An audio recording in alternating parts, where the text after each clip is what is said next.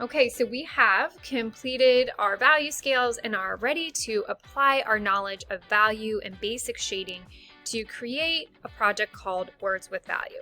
So it's called Words with Value because you are going to be creating a word using a tape resist that will be illuminated or brought out by the use of shading on your paper. So we're going to go ahead and talk about some different options you have. So this is an example that I did for my class when I first taught this lesson, and I'm going to show you some student examples now so that you have a variety of ideas to look at. So this is one where a student used a nickname, okay, and you can see it's mostly capital letters. They have a little heart included there. And these are all student examples. This one's very straightforward. It says hope. You can see that this student took its approach that's easier, and it's going to really be more efficient and a little less abstract if you use this approach. And what that is they did their letters all the way from the top to the bottom and used capitals. And we see that same technique here with the word love.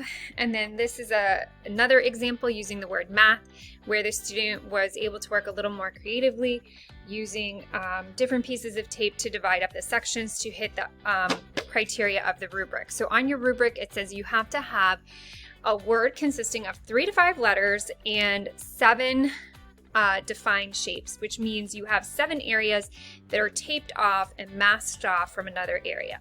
So that would be 1, 2, 3, 4, 5, 6, 7, 8, 9, 10, 11, 12, 13, 14, 15. So this student had about 15. If we look at the ones where the students worked from top to bottom, 1, 2, 3, 4, 5, 6, 7, 8. Okay, so either approach is fine. You think about what you want to do. I'm going to show you the very basic approach, and then if you want to get more creative, you can always do that. So I'm going to set these off to the side, and for this project, you're going to need a plain sheet of white paper, some drafting tape. In class, it will look more like this. You don't want to use this with Scotch tape or duct tape or any of those tapes. You want an easy release tape, which is why I have drafting tape for you at school. But for demonstration purposes, I am going to use some colored tape so that you can see it on our white paper. Okay, so let's go ahead and get started. So if I am doing the word love, I'm going to leave a little bit of space on the edge, and I'm going to press that firmly down. And I'm going to make a capital letter. Okay, so now I have one defined space. Now I'm going to do something that might seem a little bit weird to you, but I'm going to finish with my E over here before I do any more letters. And that's just going to help me to get my spacing. Whole way from the top to the bottom of the paper. Press your tape down firmly in place.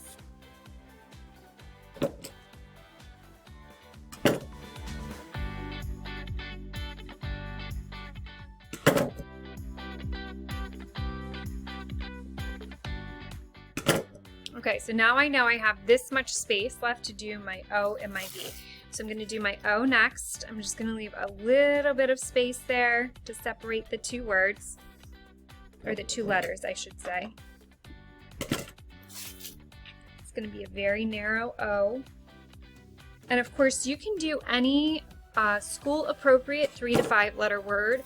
It could be king, ice, liar, love, hope, why, the question, W-H-Y. I've had kids come up with all sorts of really interesting things that they wanted to explore. So 3 to 5 letter word that's appropriate for school. And something to think about is that you will be doing this and just using a grayscale, so there won't be any color involved. And the angles are going to be mostly sharp or straight. So you're not going to have any curves. And you don't want to try and force a curve with the tape. Okay, so all of your letters are going to be pretty angular. Okay, so there you have it. This is the easy approach, okay? So that you can go top to bottom. When you're done, you would end up with 1, 2, 3, 4, 5, 6, 7, 8 defined spaces. You also hit the criteria of having a 3 to 5 letter word.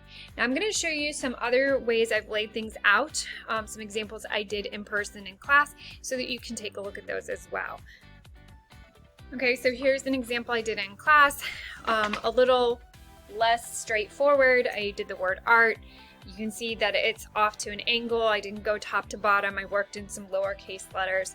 So you do have that choice. Now I still had to come up with 7 defined areas. So my A made 1, 2, 3.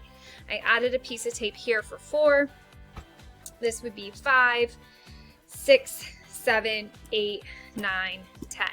Okay, now having a bigger space makes the project a little bit tougher because remember, in each section you're going in and essentially creating a value scale. So the nice thing about doing the style where the letters go top to bottom is it makes it easier, okay, because it gives you a very defined space to figure that out in. The spaces aren't too large and overwhelming. Whereas if you do this one, you've got to figure out how you're going to do your value scale through this. Okay, but either approach is okay. And of course, I'll always be available to help you in class.